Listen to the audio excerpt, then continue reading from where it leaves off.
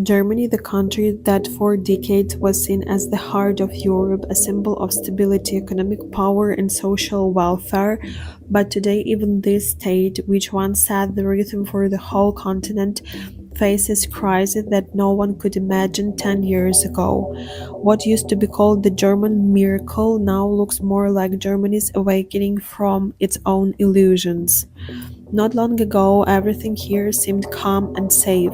High salaries, affordable health care, generous social aid, strong export, all of these build the image of a country living by the rules of success. But the system that seemed unshakable for decades is now trembling, and today the question is simple: is Germany still the same country it once was, the one other admired? Everything changed slowly after 2015 when a wave of migrants came to Europe. Germany became the main destination for millions of people from Middle East, Africa, and Balkans. Chancellor Angela Merkel said the famous phrase, "We can do it," but the truth is Germany is still struggling to do it. Hundreds of thousands of people received asylum, housing, education, and welfare, but integration did not go as planned. Many newcomers could not or did not want to work, spending on social programs grew, the budget became strained, and with it the frustration of local citizens. Today, more and more Germans talk about losing control. Police record higher crime rates in the neighborhoods where migrants are the majority.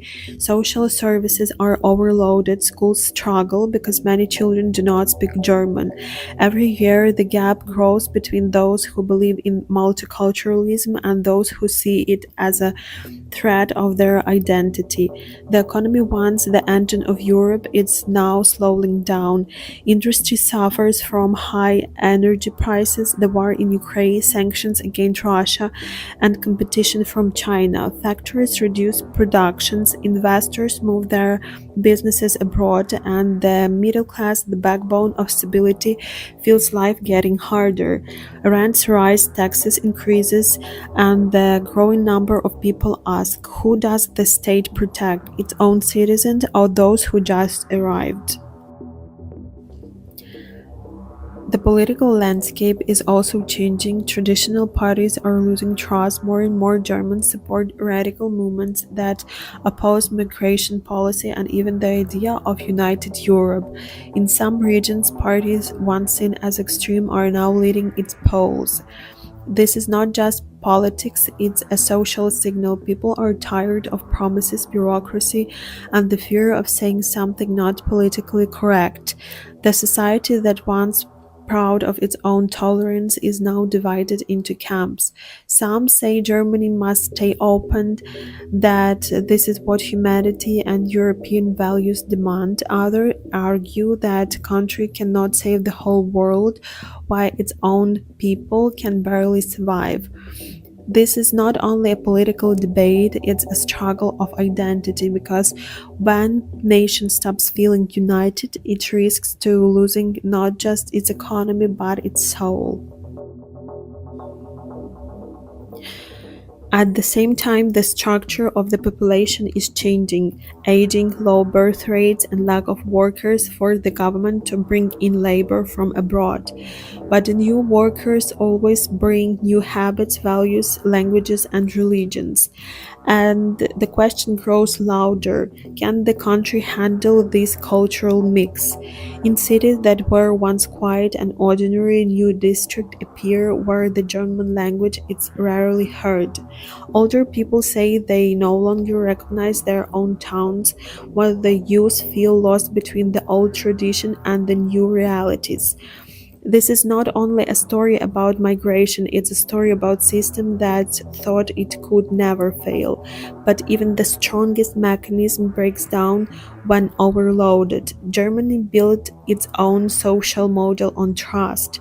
Now that trust is breaking not only between the government and the people, but also among the citizens themselves. Entrepreneurs complain about taxes, doctors about staff shortages, teachers about overwork, and police about helplessness in the face of new challenges.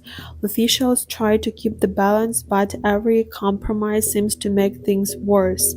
It feels as if a great nation has suddenly woken up and realized that old rules no longer work. The model that once looked perfect is now creating its own problems.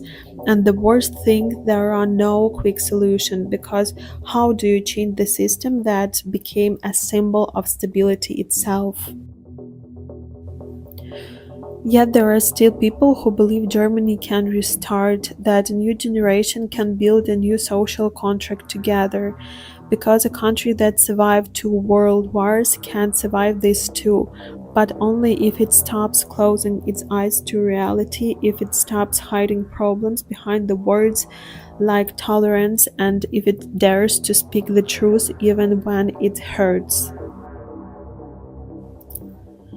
Today, Germany stands at the crossroad. On one side, the memory of former strength, order, and reliability. On the other, the new world that demands openness, flexibility, and change. And the question remains, can this country find the balance between humanity and self preservation? Because if not, Europe will lose more than one of its leading nations. It will lose its heart, the heart that once beat steadily, setting the rhythm for the whole continent. But the most interesting part is on the beginning, because behind the German story stands the wider story of Europe, a continent tired of its own idealism.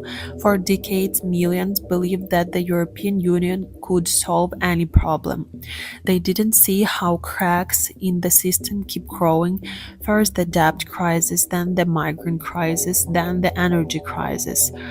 Each time Europe reacted late instead of acting early, and Germany, the strongest economy, carried most of the weight. But even the strongest body cannot cure others forever without getting sick itself.